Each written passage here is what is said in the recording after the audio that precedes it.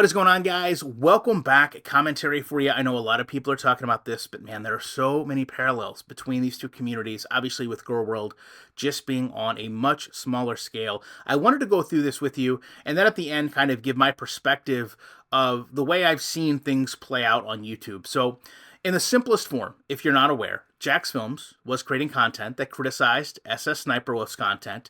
Nothing overly harsh or outlandish that I had seen. He wasn't making any personal accusations or threats.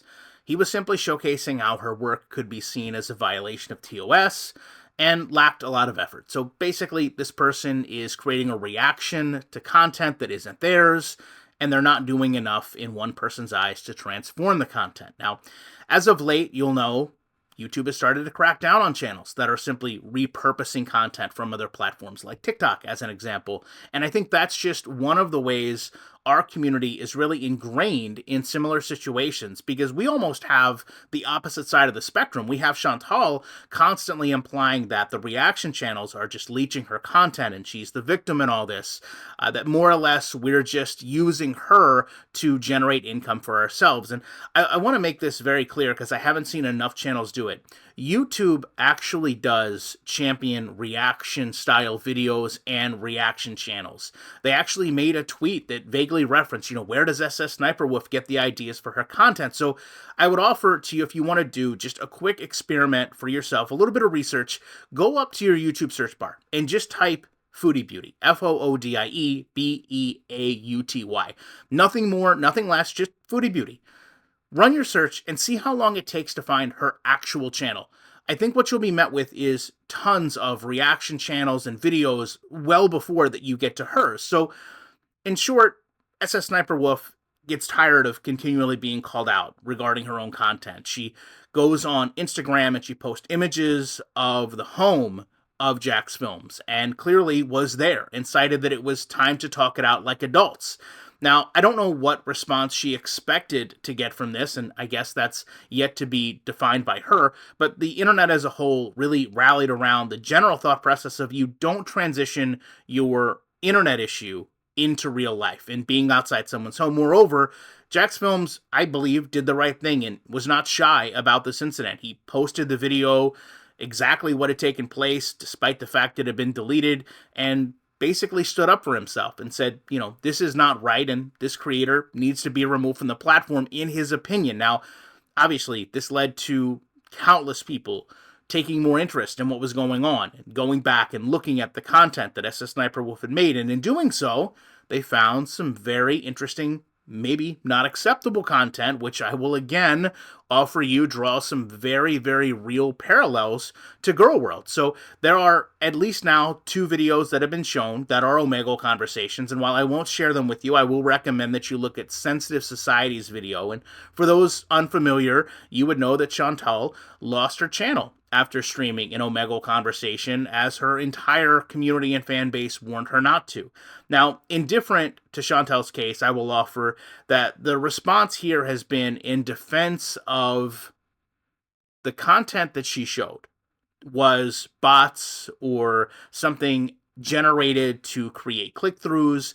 And I don't know enough about Omegle to speak to that, but I will offer that has been the response, that this wasn't what it appeared to be, that it was just the illusions of the internet, if you will. Now, YouTube is actually yet to clearly respond to this incident. They did put out kind of a generic tweet that could be construed as referencing the situation. And in fact, Twitter, which is what I will always refer to it as, felt the need to cite it. But with all that said, I want you to form an opinion for yourself. But in looking into this, I could not believe all of the cross-references these two creators and these two communities have been dealing with, from the Omegle issue to the frustration of having your content criticized to the challenges of non-transformative content to, as we're all aware, going in real life. And I was also amazed that, as far as Chantal is concerned, someone always clamoring to speak about a current event or a topic, Chantal wouldn't use this as a way to promote her own, disillusions, would be the best way that I could put it.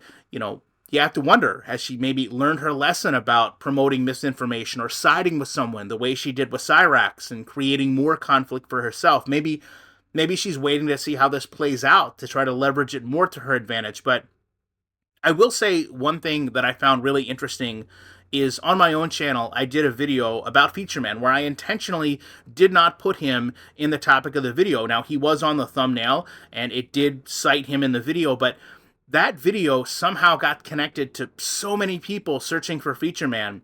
And I thought that in that same mindset, how many people are making videos about Chantal that don't directly get connected to other communities? How many people are making videos now about SSSniperWolf that maybe never viewed their content that will get that connection? And how many other communities share the same issues and concerns that our community does? Because I've been involved in a lot of different YouTube communities in my life, a lot of different communities in general. And what I found is this community here, as far as Girl World is concerned, is more invested in learning about the creator. They're more invested in knowing who's talking. They want to kind of peel back that mystery of the voice behind the microphone or the person behind the content, the person, the creator. And for some reason, the willingness to go in real life is far greater than any other community I've ever been a part of. And it was very, very, I guess, refreshing to see how many people looked at this through the lens of the internet should be the internet and real life should be real life. Because we often don't get that same parallel here. A lot of times it's because, Foodie has done things that are so egregious that people are willing to overlook the things that happened to her. And Chantal, to her credit, has put tons of people's information online. Yeah, images, phone numbers, you name it. So it's kind of a different scenario in where we are, but it's still very much the same general thought processes.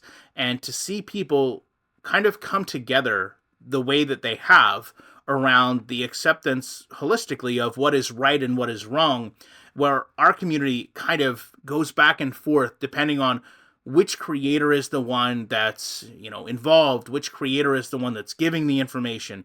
Do you feel like there's a justified reason for it to be given out? I just really thought, in hindsight, no one in our community has really stepped up and made kind of those fine footsteps of, this is the line that shouldn't be crossed. Instead, we all kind of sit here and haphazardly see them blurred against one another. But when you look at it in another community from a bird's eye view, it's very clear what is right and what is wrong, and what should be shown and talked about and what shouldn't be shown and talked about, and when someone should not be willing to take the internet into real life, and when someone should just accept criticism and perhaps ignore it and move on, and knowing that ultimately, much like with Feature Man and the video I made, all that's doing is just driving more content to each other's platforms, which in turn, whether someone truly is right or wrong, will lift all boats. And it's up to the viewer to determine who is right and who is wrong, if they even want to have an opinion. So speaking of opinions, here are the top comments from my last video. I appreciate you watching this video, and I will be back as soon as I can with more content.